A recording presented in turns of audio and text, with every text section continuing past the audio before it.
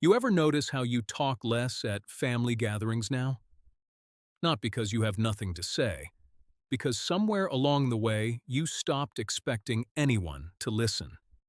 You started shrinking a little, in meetings, in restaurants, in conversations, and you think it's just age, but it's not. You quietly signed something nobody ever handed you. I call it the fade agreement. And today, we are tearing it up. Researchers have a name for this: age invisibility. It's that slow, creeping feeling of being gradually overlooked by society, by systems, sometimes by the very people who love you. You walk into a room and the energy doesn't shift. You share a good idea and a younger person says the same thing later. And that's the one that gets noticed. You try to get a waiter's attention and watch him look straight through you. Most people at this stage do one of two things. They get angry, or they get quiet. I want to talk about the third option today, the one almost nobody chooses. But first, we need to understand exactly what's happening and why. We live in a culture that built a whole religion around youth. Every advertisement tells you the best version of a person is between 25 and 35. Every inspirational story starts with someone young and hungry. Every new technology is designed by and for people half your age. And here's the painful irony. We're also cultures that say we respect experience. We celebrate senior leaders who built the company. We say wisdom comes with age. We share quotes from retired mentors on LinkedIn. But when the actual decision gets made in the room, when the new strategy is being debated, the older voice becomes optional, respected in theory, consulted less in practice. There's even a term for it in research: structural invisibility. It means the systems around you simply were not designed with your existence in mind. Job descriptions that favor digital natives, healthcare portals that feel impossible to navigate, family group chats where your messages get seen but nobody responds. You are there, but the world has quietly designed you out.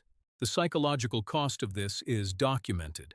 People report higher rates of anxiety, depression, even accelerated cognitive decline. Being unseen is not just uncomfortable, it is genuinely harmful to your health. Now here is where it gets really important. Stay with me on this. The outside world making you invisible. That's their failure. That's a cultural blindness. And it's real. But what happens next is what I want to talk about most. Because something shifts inside when you experience invisibility long enough. You start agreeing with it. You stop sharing your opinion because nobody listens anyway. You stop walking into a room with presence because you've already decided you won't be noticed. You stop dressing with care, speaking at full volume, taking up the space you were always entitled to.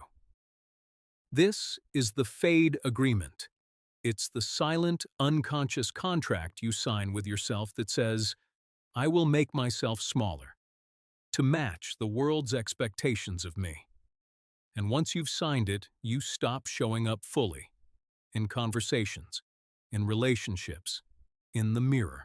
The tragedy is, you handed them the pen, not because you're weak, because you're human, because rejection over time becomes a prediction you stop fighting. And I want to say this clearly, this is not about age. This is about identity. The world told you a story about who you are at this stage of life. The question is whether you're going to keep reading it, or whether you're going to write your own. So how do you tear up the fate agreement? I'm going to give you 3 moves, not inspirational fluff. Specific things you can actually do. Move 1. Reclaim your physical presence. I don't mean cosmetics. I don't mean dressing younger. I mean how you carry yourself. Stand up straight. Make real, sustained eye contact, not the kind that slides away. Speak at your actual volume, not the quieter version you've been using. Older people are often unconsciously trained to make themselves smaller, softer, less. Refuse that. Your body language is the first signal you send to a room. Make it say, "I'm here. I matter. Pay attention." Because here's what's true. Presence isn't about loudness, it's about certainty. When someone walks into a space and they know exactly who they are, people feel it. It doesn't need to be announced. Move 2. Speak your perspective unapologetically. Here's something a 30-year-old genuinely cannot have no matter how talented they are. Context. You have lived through multiple economic cycles, political shifts, family storms, heartbreaks and rebuilds, health crises and recoveries. You have data that a younger person literally hasn't accumulated yet. When you go quiet, the room gets dumber. So the next time your point gets bypassed, say it again. Not defensively, not loudly, just clearly. I want to make sure that thought lands before we move on. That is not aggression. That is self-respect. And by the way, it's also a service to the room. You're not doing it for ego. You're doing it because your perspective deserves to be heard. And because rooms that dismiss experience make worse decisions. Move 3. Find your circle of mirrors. Visibility isn't just about how the world sees you. It's about who you surround yourself with. If everyone in your daily life reflects invisibility back at you, if every gathering you attend makes you feel like background, you will eventually believe it. You need what I call a circle of mirrors, a community physical or online where people your age are fully, unapologetically alive, where conversations go deep, where your experience is sought, not tolerated. That circle becomes your reality check. It reminds you that the world's blindness is not your verdict. This might be a senior learning group, a professional network, a creative community, even a walking group where the conversation is real. It doesn't have to be big. It has to be real. At this channel, we believe something I want to say out loud today. The most radical thing you can do after 60 is refuse to disappear. Not by chasing youth, not by pretending the years didn't happen, but by showing up as yourself, fully, clearly, with all the weight of your experience, and simply not apologizing for it. Because here's what the invisibility myth gets wrong. It confuses visibility with loudness.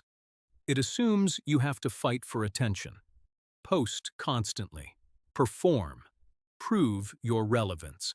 But real visibility, the kind that actually lasts, comes from being undeniable. When you walk into a room knowing who you are, people feel it before you say a word. When you speak with the conviction of someone who has survived real things and built real things, people listen. When you stop shrinking to fit expectations and start filling the space you were always entitled to. That is the most powerful form of visibility there is. No hashtag required. So let me ask you one honest question. Where in your life have you signed the fade agreement? Where have you gone, quiet, stepped back, or made yourself smaller? Not because you wanted to, but because somewhere along the way you accepted that was your role. Now, that's the question for this week. Because the first step to refusing invisibility is naming exactly where it's already crept in. Leave me a comment below. I read every single one. Tell me one moment when you felt invisible and what you did or wish you had done about it. Your answer might be exactly what someone else needs to hear today. If this video spoke to something real in you, share it with one person over 55 who needs to hear it. That's how we build a community that refuses to fade. I'll see you in the next one.